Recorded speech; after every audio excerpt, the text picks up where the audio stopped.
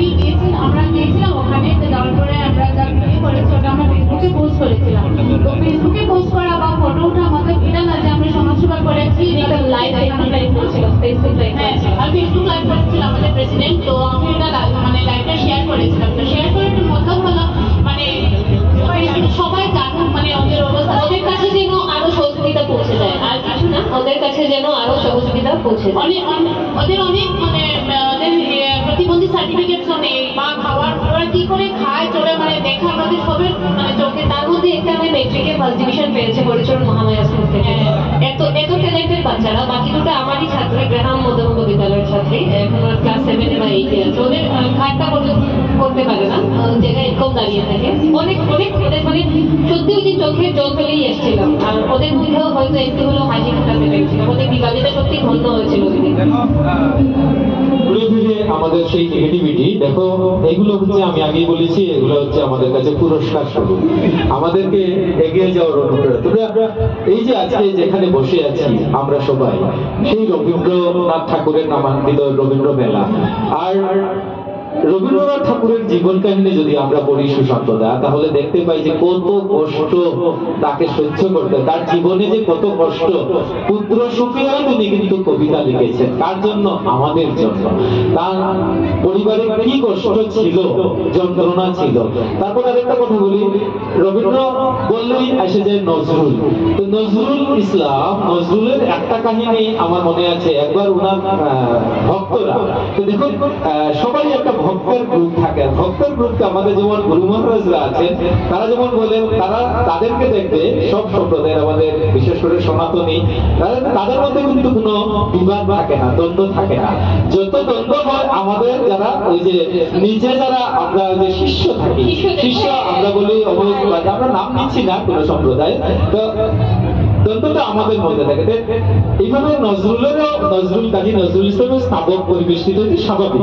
হ্যাঁ, তো একদিন কি হয়েছে, তিনি বসেছিলেন, কবিতা লিখছেন হয়তোবা, তিনি বসেছিলেন এবং হঠাৎ করে কয়েকজন গেছে, গিয়ে বলছে, শুনছেন, একটু শুনুন, আপনাকে কয়েকটা কথা বলি। বলে কি? বলে আপনার অনেক কবিতা, অনেক লেখা কিছু মানুষ চুরি করে তাদের নামে প্রকাশ করছে। তো বুঝছেন, এটা তো খুব বাজে জিনিস, আপনার প্রতিবাদ করা উচিত, আমরাও করবো, করবো, তেন করবো। এইভাবে তাদের ভাষায় তারা যেটা বলেছে, তারা তখন তো কত উঁচু দলের, মানে স্থাপকেরাও তো আমাদের থেকে কত ঊর্ধ্বে। তো তিনি কিছুক্ষণ বিরাম নিলেন, বিরাম নিয়ে বললেন, এক ঘটি জল যদি সমুদ্র থেকে তুলে নেওয়া হয় তাহলে কি সমুদ্র শুকিয়ে যায়? তো এই হচ্ছে বড় মাপের মহাপুরুষেরা। তো আমাদের কাজ করতে হবে, একটা ছোট্ট সমালোচনা কি আমাদেরকে পিছিয়ে দেবে, থামিয়ে দিতে পারবে? আপনার উদ্দেশ্য দৃঢ় থাকে, কেউ থামাতে পারবে না। উদ্দেশ্য এক জায়গায় থাকতে হবে। এই মঞ্চ থেকে আমি বলছি, এরকম অসহায় যদি কেউ কোথাও থাকে বা কারো যদি সাহায্যের প্রয়োজন হয়, আমরা হয়তো সবার কাছে পৌঁছতে পারি না, আমাদের ক্লাব আমাদের সাথে যোগাযোগ করবেন, আমরা যতদূর পারি আমরা সাহায্যের হাত বাড়িয়ে দেব। ঠিক আছে, এবার একটা গান হয়ে যাবে। আমাদের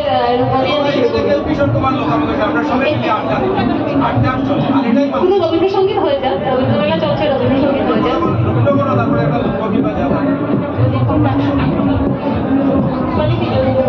যদি তো গান শুনে না করি।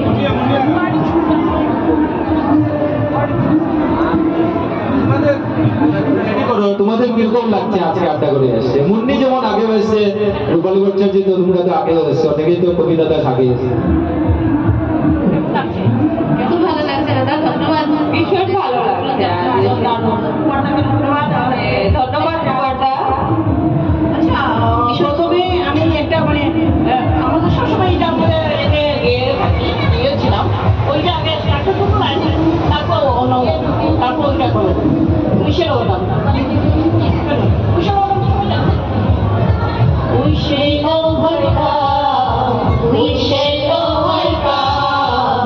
We shall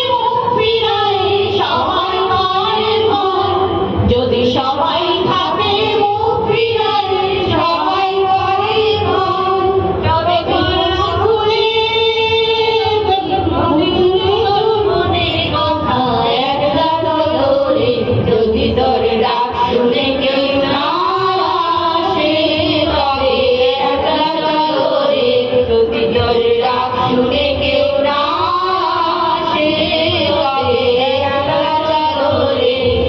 যদি সবাই ফিরে যায়, ওরে ওরে ও ভাগা, সবাই ফিরে যায়। যদি কখনো পথে যাওয়ার কালে কেউ ফিরে না যায়, যদি যখন পথে যাওয়ার কালে কেউ ফিরে না যায়, তবে পথের কাঁটা তুই রক্ত মাখা চরণ তলে একলা দলরে। যদি তোর ডাক শুনে কেউ না আসে, তবে একলা চলো রে। যদি তোর ডাক শুনে কেউ না আসে, তবে একলা চলো রে। যদি আলো না ধরে, ওরে ওরে ও ভাগা, আলো না ধরে। যদি ঝড় বাদলে আধার রাতে দুবার দেয় ধরে, যদি ঝড় বাদলে আধার রাতে দুবার দেয় ধরে, তবে বজরা মালে আমার বুকের পাথর জ্বালিয়ে দিয়ে একলা চলো রে। যদি তোর ডাক শুনে কেউ না আসে, তবে একলা চলো রে। যদি তোর ডাক শুনে কেউ না আসে, তবে একলা চলো রে। যদি তোর ডাক শুনে কেউ না আসে, তবে একলা চলো রে। খুব সুন্দর দুইটা সঙ্গীত তোমাদের পরিবেশনা।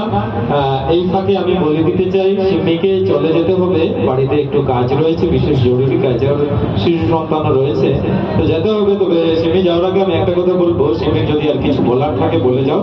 আর তোমাদের জন্য আমরা তো বেশি দিন করতে পারি না, মাত্র 15 দিনের ভেতর শেষ করতে হয়, কারণ আড্ডাঘরের অনেক যারা নিয়মিত অতিথি ছিলেন তাদের অনেকেই আমরা হারিয়ে ফেলেছি।